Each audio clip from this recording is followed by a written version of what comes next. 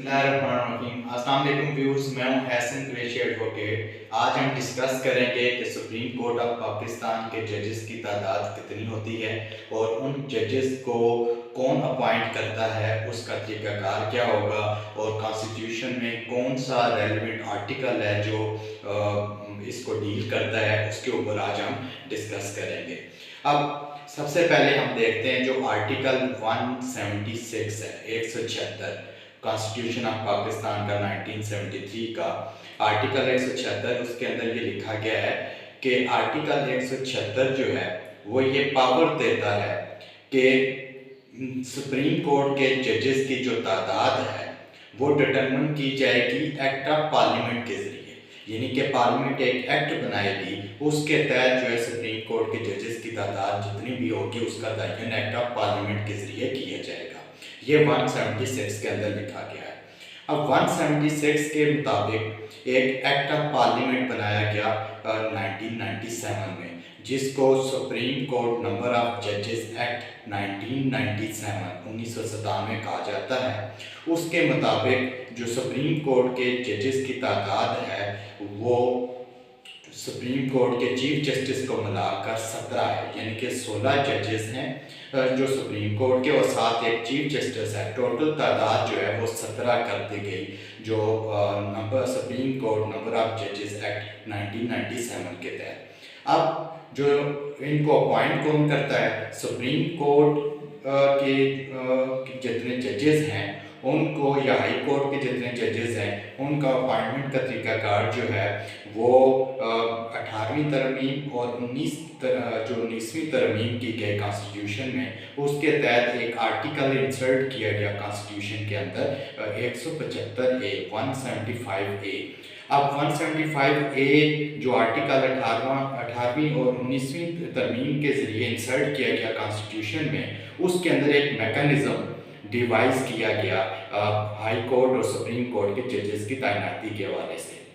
अब उसके लिए क्या है, उसमें कहा जाता है कि सुप्रीम कोर्ट के जजेस और हाई कोर्ट के जजेस को प्रेसिडेंट ऑफ पाकिस्तान अपॉइंट तो करेगा, मगर उसका तरीकाकार ये होगा कि एक जुडिशियल कमीशन कॉन्स्टिट्यूट किया जाएगा और एक पार्लिमानी कमेटी कॉन्स्टिट्यूट की जाएगी।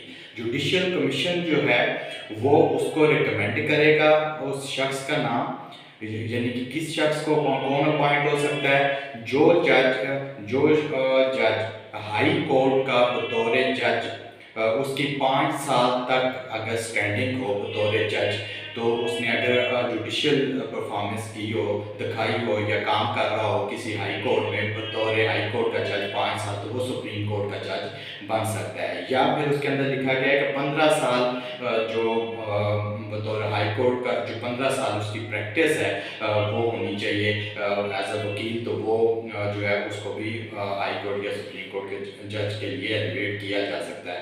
हाई कोर्ट में तो नॉर्मली कर दिया जाता है जो 15 साल जिसकी प्रैक्टिस हो और 45 साल ये जो उसको हाई कोर्ट का जज तो बना दिया जाता है। सुप्रीम कोर्ट में डायरेक्ट जाना मुश्किल होता है, सो वो हाई कोर्ट का जज ही जिसकी 5 साल स्टैंडिंग हो चुकी हो बतौर जज, उसको एलिवेट किया जाता है। अब एलिवेशन का एक तो ये क्राइटेरिया है कि 5 साल की जो स्टैंडिंग बतौर हाई कोर्ट जज होना चाहिए सुप्रीम कोर्ट के जज बनने के लिए।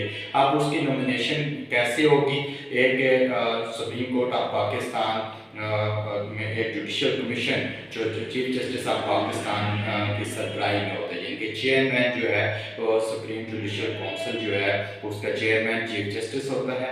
उसके टोटल मेंबरान की तादाद होती है वो 9 होती है।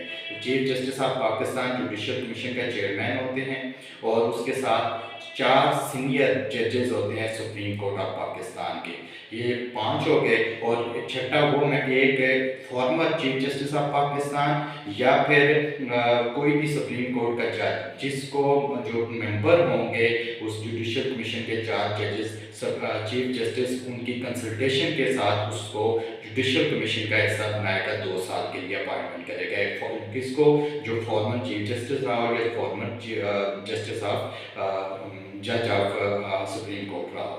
2 साल के लिए 6 हो गए। 7वां अटर्नी जनरल होता है, 8वां जो है वो लॉ मिनिस्टर होता है और 9वां एक सुप्रीम कोर्ट का वकील होता है जिसको पाकिस्तान बार कौंसिल नॉमिनेट करती है, वो भी जुडिशल कमीशन का मेंबर होता है। सो ये 9 लोगों पर मुश्तमिल जो है वो जुडिशल कमीशन होता है। ये उस नाम को रिकमेंड करता है, रिकमेंड करने के बाद ये भेजते हैं किसको, पार्लिमानी कमेटी को। जो पार्लिमानी कमेटी है उसके अंदर भी 8 लोग होते हैं और उनकी तादाद जो है 4-4 बराबर होनी चाहिए, यानी कि 4 अपोजिशन से, 4 गवर्नमेंट से होंगे और उनकी भी तादाद इसी तरह नेशनल असम्बली और सीनेट से भी इक्वली होनी चाहिए। ये नहीं कि 8 जो है वो नेशनल असम्बली के मेंबर्स हो, ऐसा नहीं हो सकता। सेनेट में से भी होगी और उनमें से भी होगी। उनको रिकमेंड करेंगे नाम, वो 14 दिन के अंदर अंदर उस नाम को या तो कंफर्म करेंगे और अगर रिजेक्ट करना है तो 3/4 मेजॉरिटी से वो जो रिकमेंडेशन है उसको टर्न डाउन करेंगे, उसको रिजेक्ट कर देंगे और थ्रू प्राइम मिनिस्टर जो है वो दोबारा कमीशन को भेजेंगे कि ये 3/4 मेजॉरिटी से हमने इस बंदे का नाम रिजेक्ट कर दिया, सुप्रीम कोर्ट का जज या हाई कोर्ट का जज नहीं बन सकता। तो वो जब दोबारा कमीशन के पास जाएगा तो कमीशन उसको दोबारा कंसीडर करके भेज देगा और अगर पार्लिमानी कमेटी जो है 14 दिन के अंदर डिसाइड नहीं करती तो ऑटोमेटिकली वो हाई कोर्ट या सुप्रीम कोर्ट का जो जज है वो बन जाएगा और सदर उसका नोटिफिकेशन करने का पाबंद होगा। तो अगर वो कंफर्म कर देते हैं तो वो प्राइम मिनिस्टर को भेजेंगे, पार्लिमानी कमेटी और प्राइम मिनिस्टर सदर को भेजेगा, सदर असम्बली पर साइन करेगा। तो ये एक तरीकाकार है सुप्रीम कोर्ट और हाई कोर्ट की जजेस की तैनाती का जो आज हमने डिस्कस किया।